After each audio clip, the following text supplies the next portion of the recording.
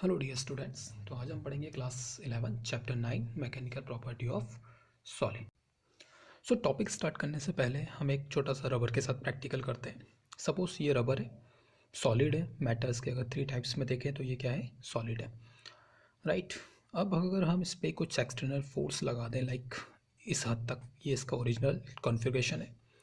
अगर हम इस पर एक फोर्स लगाएं किसी हद तक, जैसे ये हमने ये लगा दिया, इस पर फोर्स लगा रहे हैं।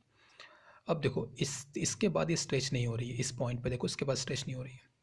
अगर और ज़्यादा फोर्स लगाएं तो क्या हो जाएगा, और ज़्यादा फोर्स लगाएंगे तो ये ब्रेक हो जाएगी।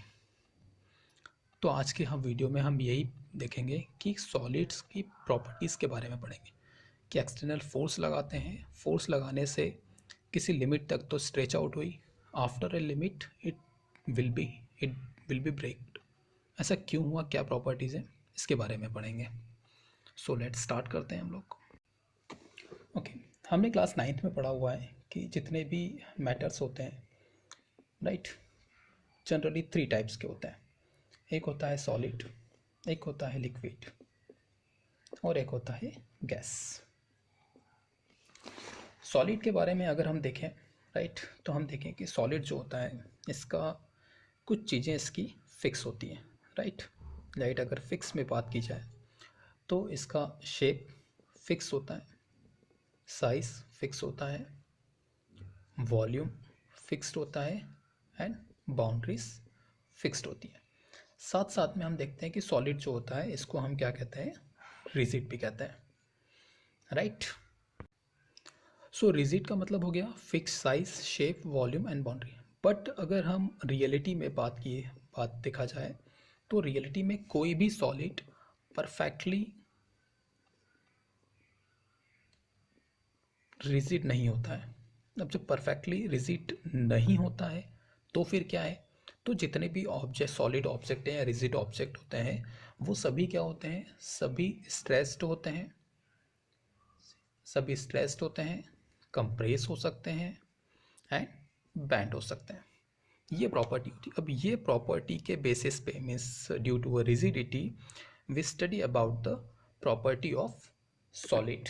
और यही हम पढ़ेंगे यहाँ पे, यही बताती है सॉलिड की property, that is called elasticity के बारे में हम पढ़ेंगे, राइट।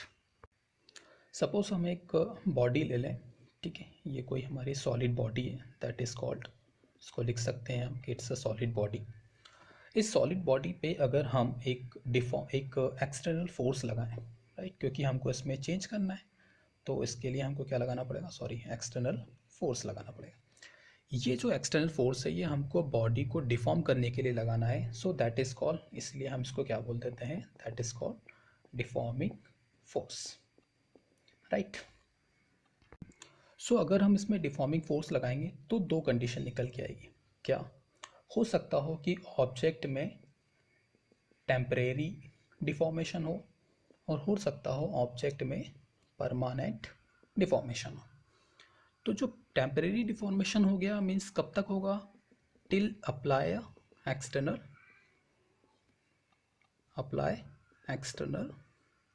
फोर्स, ठीक है।